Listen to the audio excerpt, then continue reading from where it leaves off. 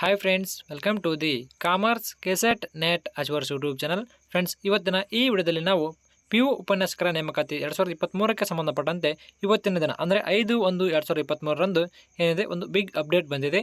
So ಅದೇನೆಂದರೆ PU ಕಾಲೇಜಿನಲ್ಲಿ ಅತಿ ಶೀಘ್ರದಲ್ಲೇ ನೇಮಕಾತಿ ಪ್ರಾರಂಭವಾಗಲಿದೆ. ಇದನ್ನು BC ನಾಗೇಶ್ ಅವರೇ ಮಾಹಿತಿಯನ್ನು ಬಿಟ್ಟುಕೊಂಡಿರ್ತಕ್ಕಂಥದ್ದು, ಮಾಹಿತಿಯನ್ನು ಹಂಚಿಕೊಂಡಿದ್ದಾರೆ.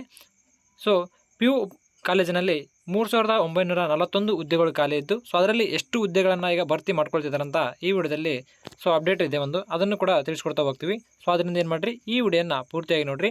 ಸೊ ಅದಕ್ಕಿಂತ ಮುಂಚಿತವಾಗಿ ನಮ್ಮ ಚಾನಲ್ನ ಮೊದಲೇ ಬಾರಿಗೆ ನೋಡ್ತಾ ಇದ್ದರೆ ಸಬ್ಸ್ಕ್ರೈಬ್ ಮಾಡ್ಕೊಳ್ಳಿ, ಹಾಗೆ ವಿಡಿಯೋ ಇಷ್ಟ ಆದರೆ ಲೈಕ್ ಮಾಡಿ. ಸೊ ಈಗ ವಿಡಿಯೋದ ಕಂಟೆಂಟ್ಗೆ ಬರೋಣ ಅಂತ.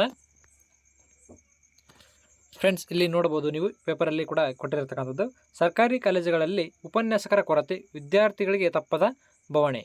3941 PU ಉಪನ್ಯಾಸಕರ ಹುದ್ದೆ ಖಾಲಿ ಇರತಕ್ಕಂಥದ್ದು. ಸೊ ಇಲ್ಲಿ ಶಿಕ್ಷಣ ಸಚಿವರು ಇರತಕ್ಕಂಥವ್ರು ಇಲ್ಲಿ PU ಉಪನ್ಯಾಸಕ್ಕೆ ಸಂಬಂಧಪಟ್ಟಂತೆ ಅರ್ಜಿನ ಯಾವಾಗ ಕರೀತಾರೆ ಅಂತ ಅದ್ರ ಬಗ್ಗೆ ಅಪ್ಡೇಟನ್ನು ಕೊಟ್ಟಿದ್ದಾರೆ ಅಂತಂದರೆ, ಸೊ ಇಲ್ಲಿ ನೀವು ನೋಡ್ಬೋದು. ಸೊ ಇಲ್ಲಿದೆ ಅಲ್ವಾ. ಸೊ ಸರ್ಕಾರಿ PUನಲ್ಲಿ 814 ಹುದ್ದೆಗಳನ್ನು KEA ಮೂಲಕ ಭರ್ತಿ ಮಾಡುವ ಕೆಲಸ ನಡೆದಿತ್ತು. ಆದರೆ ಕೆಲವೊಂದು ಮೀಸಲಾತಿ ವಿಚಾರದಲ್ಲಿ ರೋಸ್ಟರ್ ಬಿಂದುಗಳನ್ನು ಗುರುತಿಸುವ ಪ್ರಕ್ರಿಯೆ ವಿಳಂಬವಾಗುತ್ತಿರುವುದರಿಂದ ಹುದ್ದೆಗಳ ಭರ್ತಿ ಪ್ರಕ್ರಿಯೆ ನಿಧಾನವಾಗಿದೆ.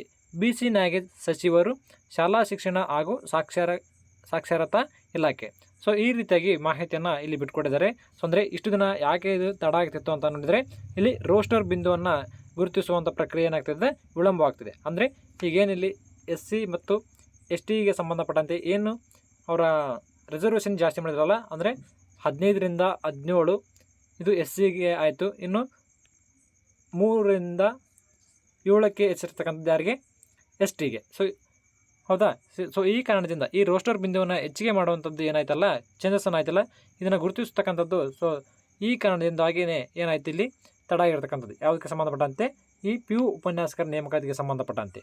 ಸೊ ಹಾಗಾಗಿ ಈಗ ಈ ಪ್ರೊಸೆಸ್ಸು ಮುಂದುವರಿತೆ. ಯಾಕಂದರೆ ಈ ರೋಸ್ಟರ್ ಬಿಂದಿಗೆ ಸಂಬಂಧಪಟ್ಟಂತೆ ಈಗ ಆಲ್ರೆಡಿ ಕನ್ಕ್ಲೂಷನ್ಗೆ ಬಂದಿರತಕ್ಕಂಥದ್ದು.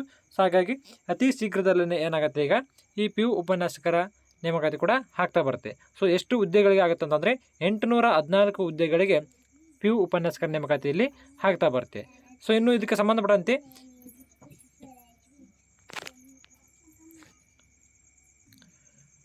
ಫ್ರೆಂಡ್ಸ್, ಇಲ್ಲಿ ಉಪನ್ಯಾಸಕರ ನೇಮಕಾತಿಗೆ ಸಂಬಂಧಪಟ್ಟಂತೆ ಹೇಳಿದೆ ನಾನು. ಸೊ ಇನ್ನು ಇಲ್ಲಿ ಗೆಸ್ಟ್ ಫ್ಯಾಕಲ್ಟಿಯನ್ನು ಕೂಡ ನೇಮಕಾತಿಯನ್ನು ಮಾಡ್ಕೊಳ್ತಾ ಹೋಗ್ತಾರೆ. ಅದಕ್ಕೆ ಸಂಬಂಧಪಟ್ಟಂತೆ ಇಲ್ಲಿ ಕೂಡ ಇನ್ಫಾರ್ಮೇಷನ್ ಇದೆ ನೋಡಿ. ಸೊ ಯಾವ ಸಬ್ಜೆಕ್ಟ್ನಲ್ಲಿ ಹೆಚ್ಚಿನ ಗೆಸ್ಟ್ ಫ್ಯಾಕಲ್ಟಿ ಖಾಲಿ ಇದೆ ಅಂತ ನೋಡೋದಾದರೆ, ಸೊ ಇಲ್ಲಿ ನೀವು ನೋಡ್ಬೋದು. ಸೊ ಇಲ್ಲಿ ನೋಡ್ರಿ, ಬಿಸ್ನೆಸ್ ಸ್ಟಡಿಯಲ್ಲೇ ಹುದ್ದೆಗಳು ಖಾಲಿ.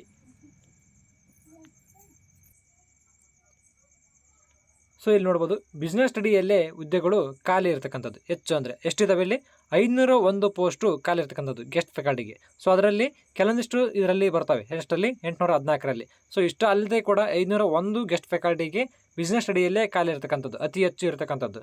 ಓಕೆನಾ ಫ್ರೆಂಡ್ಸ್. ಹಾಗೆ ಇಲ್ಲಿ ಇನ್ನೊಂದು ಅಪ್ಡೇಟ್ ಇದೆ ನೋಡಿರಿ, ಏನಂತಂದರೆ, ಸೊ ಇಲ್ಲಿ ನೋಡ್ಬೋದು, PU ಕಾಲೇಜುಗಳು ಜೂನ್ನಲ್ಲಿ ಆರಂಭವಾದಾಗ ಆಗಸ್ಟ್ ಅಥವಾ ಸೆಪ್ಟೆಂಬರ್ನಲ್ಲಿ ಅತಿಥಿ ಉಪನ್ಯಾಸಕರನ್ನು ತೆಗೆದುಕೊಳ್ಳಲು ಇಲಾಖೆ ಸೂಚನೆ ನೀಡುತ್ತದೆ. ಆದರೆ 2 ಅಥವಾ 3 ತಿಂಗಳು ಸರ್ಕಾರಿ ಕಾಲೇಜಿನಲ್ಲಿ ಪ್ರಿನ್ಸಿಪಾಲರೇ ವಿದ್ಯಾರ್ಥಿಗಳಿಗೆ ಬೋಧಿಸುವ ಅನಿವಾರ್ಯತೆ ಇದೆ. ಅಂದರೆ 2ರಿಂದ 3 ತಿಂಗಳು ಏನಾಯ್ತು ಅಂದರೆ, ಸರ್ಕಾರಿ ಕಾಲೇಜಿನಲ್ಲಿ ಇರ್ತಕ್ಕಂಥ ಪ್ರಿನ್ಸಿಪಾಲರೇ ಬೋಧಿಸತಕ್ಕಂಥ ಪರಿಸ್ಥಿತಿಯಲ್ಲಿ ಉಂಟಾಗಿರ್ತಕ್ಕಂಥದ್ದು. ಸರ್ಕಾರ ಮಂಜೂರಾದ ಹುದ್ದೆಗಳಿಗೆ ತಕ್ಕಂತೆ ಉಪನ್ಯಾಸಕರ ನೇಮಕ ಮಾಡಿಕೊಳ್ಳಿಲ್ಲ. ಸೊ ಹಾಗಾಗಿ ಇಲ್ಲಿ ಏನಾಯಿತು, ಭರ್ತಿ ಮಾಡದೇ ಇರೋದ್ರಿಂದ ಸಮಸ್ಯೆ ಆಯಿತು. ಸೊ ಇದನ್ನು ಯಾರು ಹೇಳಿದ್ದಾರೆ ಅಂತಂದರೆ, ಚೇತನ್ H ಅವರು ಸರ್ಕಾರಿ ಕಾಲೇಜು ಉಪನ್ಯಾಸಕರಾಗಿರ್ತಕ್ಕಂಥವ್ರು ಹೇಳಿರ್ತಕ್ಕಂಥದ್ದು.